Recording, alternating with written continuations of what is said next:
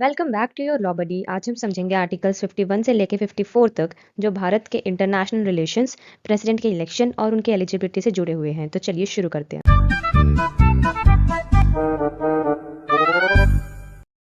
Article 51 talks about promotion of international peace and security.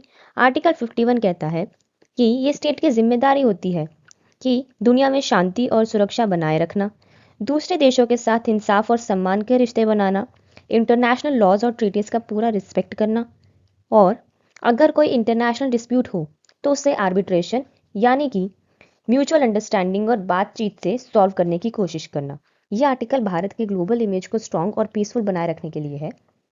Then है हमारे पास article 52। यह आर्टिकल सिंपली ये कहता है कि इंडिया का एक प्रेसिडेंट होगा, यानी कि प्रेसिडेंट ही देश के कॉन्स्टिट्यूशनल हेड होते हैं। आर्टिकल 52 में प्रेसिडेंट की एग्जिस्टेंस को इंश्योर किया गया है, ना कि उनकी पावर्स या फंक्शंस बताए गए हैं। देन हमारे पास article 53 which talks about executive power of the union. Article 53 कहता है कि इंडिया की एग्जीक्यूटिव पावर प्रेसिडेंट के पास होती है डायरेक्टली, या फिर वो अपने ऑफिसर्स के थ्रू ये पावर को एक्सरसाइज करते हैं, जैसे कि मिनिस्टर्स, सेक्रेटेरिएट्स एक्सेट्रा। डिफेंस फोर्सेस का सुप्रीम कमांड भी प्रेसिडेंट के पास होता है, लेकिन इसके यूज लॉ के थ्रू रेगुलेट होता है, यानी कि प्रेसिडेंट बिना पार्लियामेंट के अप्रूवल के कुछ नहीं कर सकते। पर इसका मतलब ये नहीं है कि प्रेसिडेंट को हर स्टेट या अथॉरिटी की पावर ऑटोमेटिकली मिल जाए। पार्लियामेंट अपनी पावर किसी और अथॉरिटी को नहीं दे सकते। Basically president is the constitutional head, लेकिन रियल डिसीजंस पीएम और काउंसिल ऑफ मिनिस्टर्स के थ्रू होते हैं, जो कि हम पढ़ेंगे आर्टिकल 74 में। Then we have article 54 which talks about election of president. Article 54 कहता है कि प्रेसिडेंट के इलेक्शन डायरेक्ट पब्लिक वोटिंग से नहीं होंगे, बल्कि एक इलेक्टोरल कॉलेज से होंगे। इस इलेक्टोरल कॉलेज में दो तरीके के मेंबर्स होते हैं, लोकसभा और राज्यसभा के इलेक्टेड मेंबर्स, और सभी स्टेट्स के लेजिस्लेटिव असेंबलीज के इलेक्टेड मेंबर्स।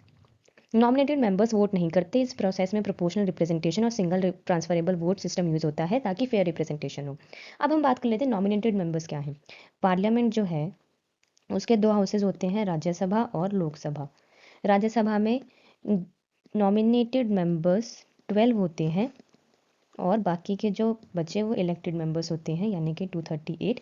और लोकसभा में 550 मेंबर्स होते हैं विच आर इलेक्टेड मेंबर्स। अब इसमें 530 मेंबर्स होते हैं स्टेट्स के, और 20 होते हैं फ्रॉम यूनियन टेरिटरीज। ठीक है, तो अब हमने अभी अभी जाना कि जो नॉमिनेटेड मेंबर्स होते हैं वो पार्टिसिपेट नहीं करते इन इलेक्टिंग द प्रेसिडेंट। और वैसे ही जो स्टेट असेंबलीज होती हैं, स्टेट लेजिस्लेशन जो होता है, उसमें एक आता है विधान परिषद और एक है विधानसभा। तो विधानसभा को कहते हैं लेजिस्लेटिव काउंसिल, और विधान परिषद को कहते हैं लेजिस्लेटिव असेंबलीज, यानी कि लेजिस्लेटिव असेंबलीज ही पार्टिसिपेट करते हैं इन इलेक्टिंग द प्रेसिडेंट। अब 54 आर्टिकल में एक बात और है कि नेशनल कैपिटल टेरिटरी जो कि हमारी दिल्ली है, और जो यूनियन टेरिटरी ऑफ पौंडीचेरी है, वो भी पार्टिसिपेट करती है इन इलेक्टिंग द प्रेसिडेंट।